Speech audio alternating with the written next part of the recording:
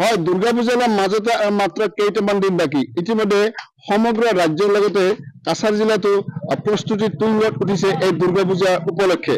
মই আছো উদাৰবন সমষ্টিৰ উদাৰবন চহৰৰ হস্পিটেল ৰোড সাৰ্বজনীন দুৰ্গা পূজা কমিটিৰ পূজা মণ্ডপৰ সন্মুখত।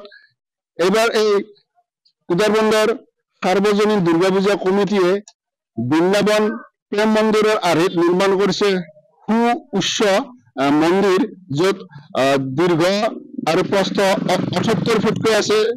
আৰু এই মন্দিৰৰ লগতে ইয়াতে গঢ়ি তোলা হৈছে এখন দীৰ্ঘ সেতু অৰ্থাৎ ব্ৰিজ। এই ব্ৰিজেৰে যিসকল পূজা চাবলৈ দৰ্শনাৰ্থী আহিব তেওঁলোকক এই ব্ৰিজৰ জৰিয়তে পূজা মণ্ডপত প্ৰৱেশ কৰাৰ ব্যৱস্থা কৰা হৈছে। আৰু লগতে আছে এটি সুউচ্চ টাৱাৰ। এই টাৱাৰো ইয়াত চাবলৈ পাব দৰ্শনাৰ্থীসকলে। আমি পূজা কমিটিৰ যিসকল আয়োজক আছে আমি তেখেতসকলৰ পৰা জানিবলৈ বিচাৰিম যে প্ৰতি বছৰে উদাৰবন্দৰ এই হস্পিটেলৰ সাৰ্বজনীন দুৰ্গা পূজা কমিটিয়ে এক অভিলেখ স্থাপন কৰি আহিছে যে বিগ বাজেটৰ পূজা বুলি যাক কোৱা হয়। গতিকে এই বছৰো তেখেতসকলে নতুনত্ব অনাৰ চেষ্টা কৰিছে। এই নিমিত্তত মোৰ লগত আছে পূজা কমিটিৰ আয়োজকসকল। দাদা, আপোনালোকৰ মন্দিৰটো এবাৰ কিহৰ আৰ্হিত নিৰ্মাণ কৰিছে আৰু কি কি দৰ্শকসকলে চাব পাব? এই মন্দিরটা আছে বৃন্দাবনের প্রেম মন্দির।